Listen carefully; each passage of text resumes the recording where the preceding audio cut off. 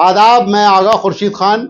महाराष्ट्र राज्य में अभी चुनाव की तारीख का कोई ऐलान नहीं हुआ है, लेकिन वहां राजनीतिक हलचल मची हुई है।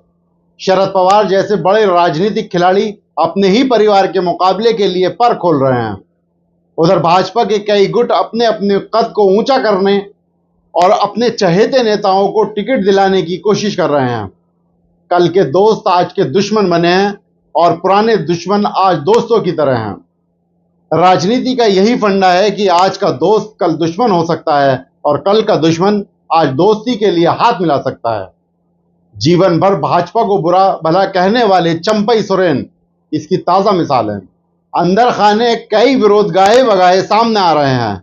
महाराष्ट्र में सत्तारूढ़ गठबंधन महायुति में भारतीय जनता पार्टी, बीजेपी, एकनाथ शिंदे की अगुवाई वाली शिवसेना और अजीत पवार के नेतृत्व वाली राष्ट्रवादी कांग्रेस पार्टी राकांपा के बीच तनाव सभी को नजर आ रहा है। सन 2024 के आम चुनाव में इस गठबंधन को जो झटका लगा वह गठजोड़ में कलह के खुले प्रदर्शन की तत्कालिक वजह हो सकती है, लेकिन इस गठबंधन के प्रमुख भागीदार भाजपा के लिहाज से इस कलह का इससे ज्यादा नामुनासिब वक्त और कोई नहीं हो सकता था। राज्य में जल्द ही विधानसभा चुनाव का ऐलान होने वाला है। जहां महायुति आंतरिक कलह में फंसी हुई है, वहीं विपक्षी महाविकास अघाड़ी एमवीए, उद्धव ठाकरे की अगुवाई वाली शिवसेना, शरद पवार के नेतृत्व वाली राकांपा और कांग्रेस अपना घर व्यवस्थित करने में कामयाब रही है।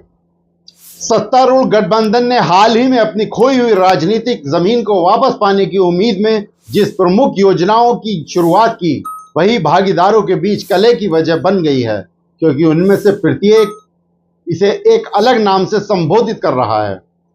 शिंदे जहां इस योजना का पूरा नाम मुख्यमंत्री माझी लड़की बहन योजना बोलते हैं, वहीं भाजपा इसे लड़की बहन योजना कहती है। अजीत पवार, जिन्होंने जून में बजट सत्र के दौरान इस योजना की शुरुआत की थी, इसे माझी लड़की बहन योजना के रूप में संबोधित करते हैं। हाल ही में सिंधुदुर्ग जिले के राजकोट किले में शिवाजी महाराज की एक प्रतिमा के ढहने की घटना ने इस गठबंधन को और भी शर्मिंदा किया है। प्रधानमंत्री नरेंद्र मोदी ने पिछले साल इस प्रतिमा का अनावरण किया था। पीएम मोदी ने प्रतिमा के ढहने के लिए जनता से माफी मांगी है, लेकिन इससे मामला शांत नहीं हुआ है।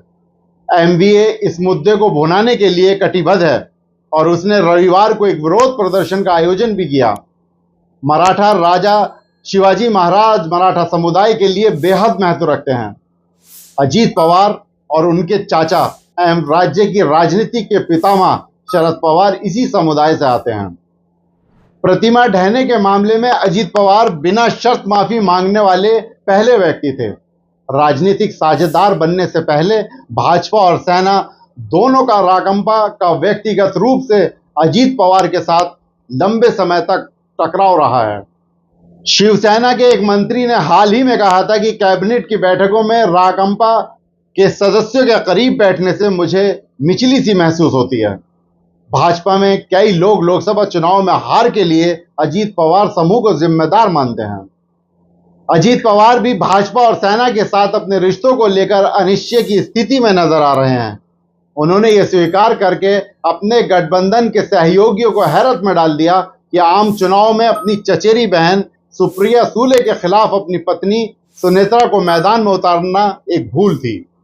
उन्होंने यह भी कहा कि उन्होंने भाजपा को शरद पवार को निशाना बनाने से मना किया था और उनका मानना है कि आम चुनाव के प्रचार अभियान के दौरान शरद पवार को भटकती आत्मा बताने वाले प्रधानमंत्री मोदी की टिप्पणी लोगों को रास नहीं आई।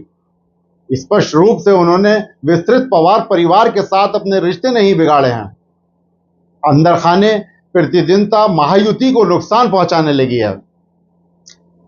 महाराष्ट्र की इस राजनीतिक हलचल पर आपकी क्या राय है दोस्तों? हमें कमेंट्स बॉक्स में जरूर बताएं। शुक्रिया।